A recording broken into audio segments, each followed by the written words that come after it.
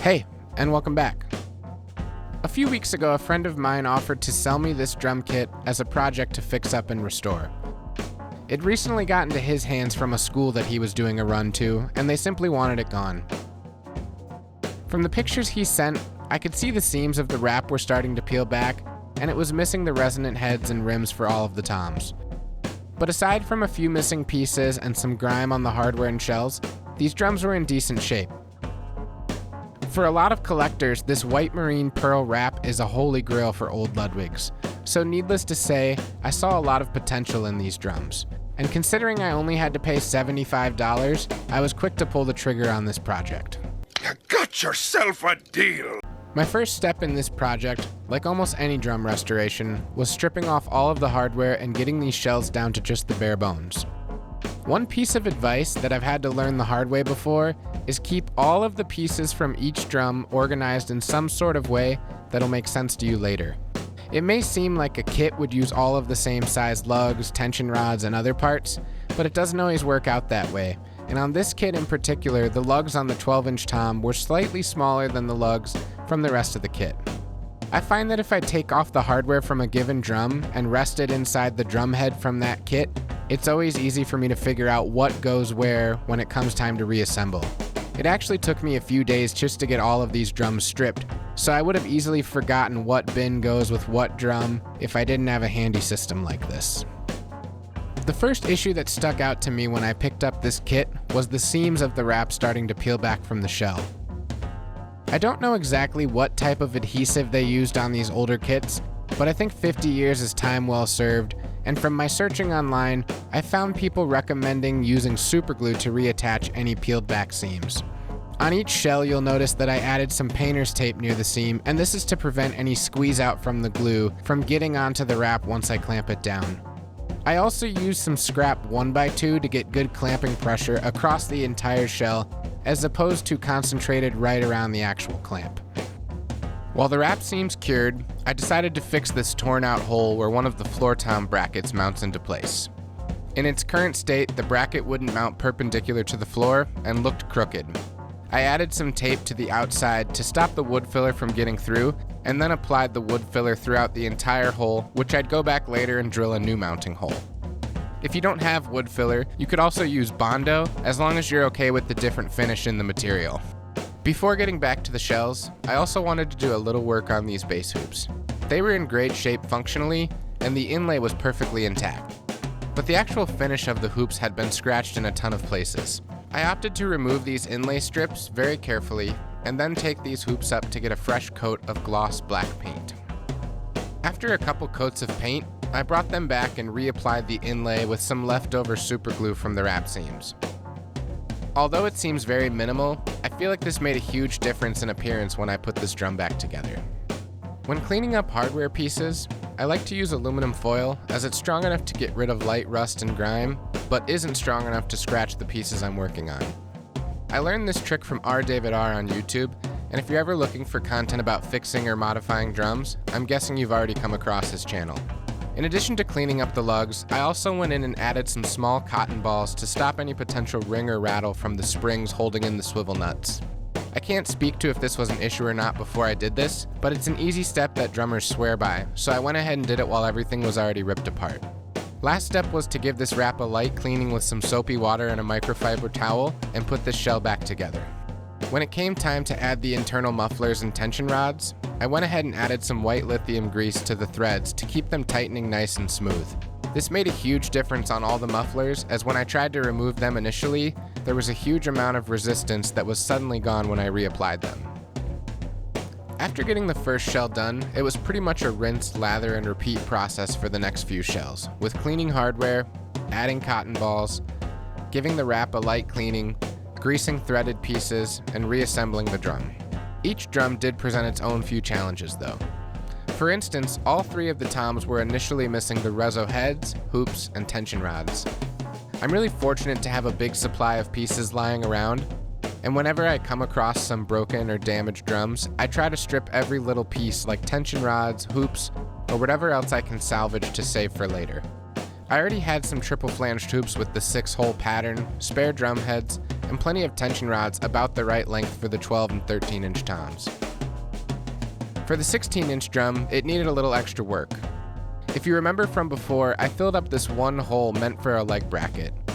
When I got this drum ready to reassemble, I went back and drilled that hole in line with where it should be. I recommend drilling a pilot hole first when dealing with the wood filler, as it's a little more susceptible to ripping apart again if you come in there with a larger bit right away. I also didn't have any spare 16-inch hoops or heads lying around, so I went ahead and ordered those from drumfactorydirect.com. This site is fantastic and really has the best deals around for any of your drum building needs. The bass drum presented some unique challenges as well. In addition to the increased number of pieces to put this drum back together, I was also missing the bass spurs. In this era of drums, Ludwig was using these curved metal legs that are very specific to their brand. From my research online, it seemed like depending on the year and size of your bass drum, not only could these legs be a longer or shorter version, but a thicker or thinner version of the leg as well. I was a little distraught that I'd be able to find legs that worked, but I put out a message on a vintage drum collecting Facebook group, and a really nice fellow from Ohio had some spares and offered to give me these legs for free if I'd just cover the shipping. I was extremely surprised because if you know anything about the vintage drum market and finding replacement pieces, people love to charge absurd amounts for small things because they know you need it. When those legs finally arrived, I was still a little worried that they'd actually fit just right, given the variety of different legs they made, but when it came time to actually test them, they fit perfect. This could not be more perfect if I had planned it myself. Before wrapping up this bass drum, I went ahead and added this decal as well. I had this lying around from a different project, and I thought it would give the drum a more authentic feel. I know it's not the correct 70s era Ludwig logo, but I had this one lying around, and I've always enjoyed this more classy 60s era logo a little more anyways. So now with this kit finally back together, it was time to set it up, dial in a tuning, and hear how it sounds. I've included a few sound demos of the drums for you to check out, and the entire backing track to this video was also recorded on these drums. Once the demos wrap up, I'll let you know my thoughts on the kit and break down the expenses that went into this restoration.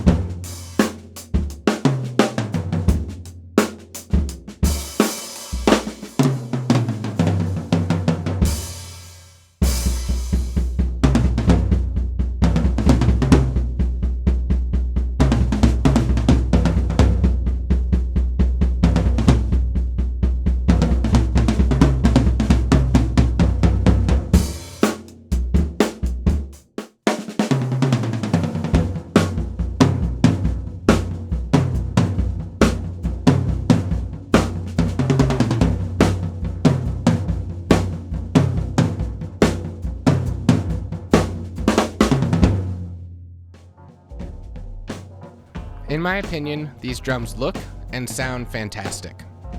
When I think vintage Ludwig, there's a very specific sound and vibe. And these drums fall right into what I had hoped for. Occasionally a vintage kit misses the mark, but for me there's some magic and mojo in the aging and imperfections on the drums. In the spirit of being totally honest, I will say there are a couple things I'm not a fan of. It seems like during this era, a lot of Ludwig drums opted to use a standard hex nut instead of a wing nut for some of the brackets.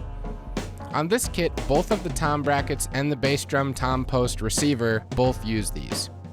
It's not a huge deal if you're going to leave things set up, but as a drummer who moves stuff around a lot, it's a little extra work to go and grab the 7/8 inch nut driver just so I can adjust the angle on my tom or take the kit apart. Secondly, as you probably noticed, the badges on 3 of these drums were either somewhat chipped or mostly chipped away.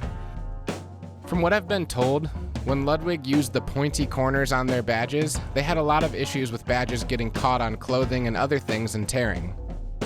I know at some point they updated the badge to have a curved edge, and that probably solved the problem, but unfortunately for me with this kit, they were in pretty rough shape. I briefly had thought about replacing the badges, as you can find them online, but since I intend to sell this kit, and the badges are the only way to authenticate the serial number, I thought it would be best to let a buyer decide if that's something they want to change down the road or leave as is. Also, considering some people are charging more than I paid for the entire kit for just a single badge, it didn't really make sense in my situation. So now for the breakdown of everything that went into this kit. I paid $75 for this drum set, and then went on to spend $5 on super glue, $4 on spray paint, $14 on shipping for the bass drum spurs, and $34 from Drum Factory Direct for the hoop and head for the floor tom. That comes to a grand total of $132 all in for this beautiful white marine pearl 70s Ludwig kit. This kind of deal won't come around too often, but it was a real fun project to take on. Considering that even in a buyer's market, this kit would sell for over $1,000 easily, I'm sure I'll be extremely happy when I do go to sell it. If you enjoyed this video, please consider giving it a thumbs up and subscribing to my channel for more regular content. Until next time, thanks.